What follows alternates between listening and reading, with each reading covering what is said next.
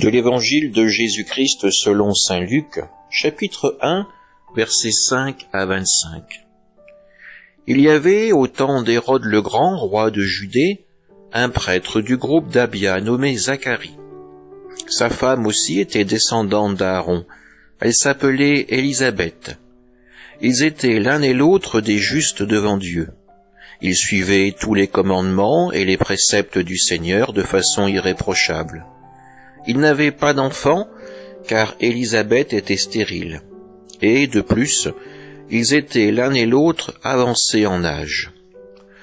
Or, tandis que Zacharie, durant la période attribuée aux prêtres de son groupe, assurait le service du culte devant Dieu, il fut désigné par le sort, suivant l'usage des prêtres, pour aller offrir l'encens dans le sanctuaire du Seigneur.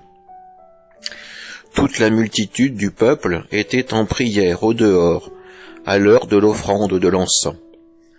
L'ange du Seigneur lui apparut, debout à droite de l'autel de l'encens. À sa vue, Zacharie fut bouleversé et la crainte le saisit. L'ange lui dit, « Sois sans crainte, Zacharie, car ta supplication a été exaucée. Ta femme Élisabeth mettra au monde pour toi un fils, et tu lui donneras le nom de Jean. Tu seras dans la joie et l'allégresse, et beaucoup se réjouiront de sa naissance, car il sera grand devant le Seigneur. Il ne boira pas de vin ni de boisson forte, et il sera rempli d'Esprit Saint dès le ventre de sa mère. Il fera revenir de nombreux fils d'Israël au Seigneur leur Dieu.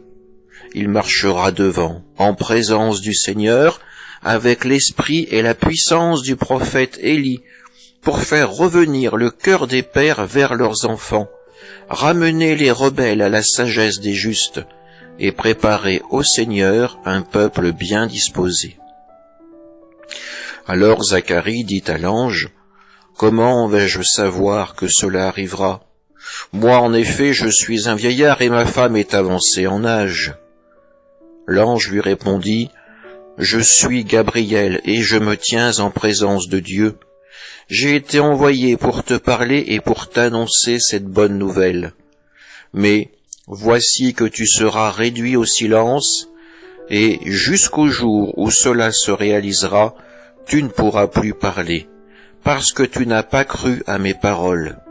Celles-ci s'accompliront en leur temps. » Le peuple attendait Zacharie et s'étonnait qu'il s'attarde dans le sanctuaire.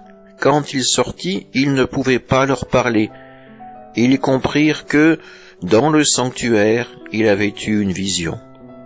Il leur faisait des signes et restait muet. Lorsqu'il eut achevé son temps de service liturgique, il repartit chez lui. Quelque temps plus tard, sa femme, Élisabeth, conçut un enfant. Pendant 5 mois, elle garda le secret. Elle se disait, « Voilà ce que le Seigneur a fait pour moi en ces jours où il a posé son regard pour effacer ce qui était ma honte devant les hommes. » Acclamons la parole de Dieu. L'évangile que nous venons d'entendre nous renvoie de manière inconsciente au texte de l'Annonciation faite à Marie. Le même ange lui sera envoyé pour lui dire qu'elle va devenir, si elle l'accepte, la mère du Sauveur. L'ange aujourd'hui vient pour trouver Zacharie, un homme déjà avancé en âge, qui avec son épouse ont longtemps prié le Seigneur de leur accorder une descendance, un enfant.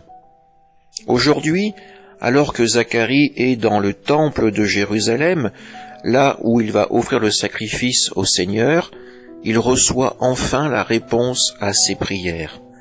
L'ange du Seigneur vient pour lui annoncer qu'il va devenir le père d'un enfant qui aura un rôle important à jouer dans le salut du peuple d'Israël.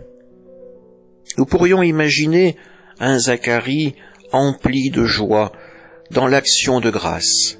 Il a longtemps prié, et enfin, sa prière est exaucée. Ce Seigneur lui envoie même un ange comme messager.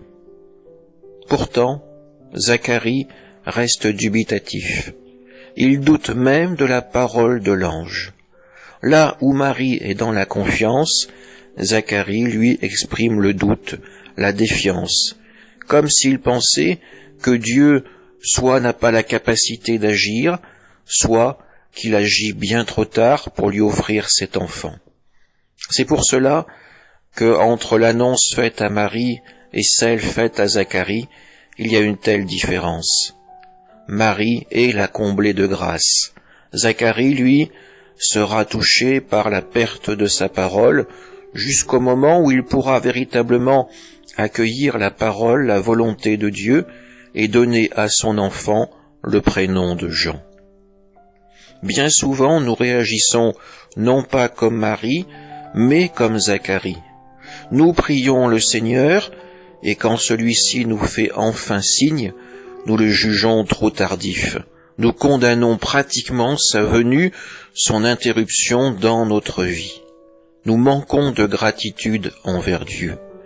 Dieu agit quand cela est nécessaire, quand cela est bon pour nous, toujours en respectant notre liberté.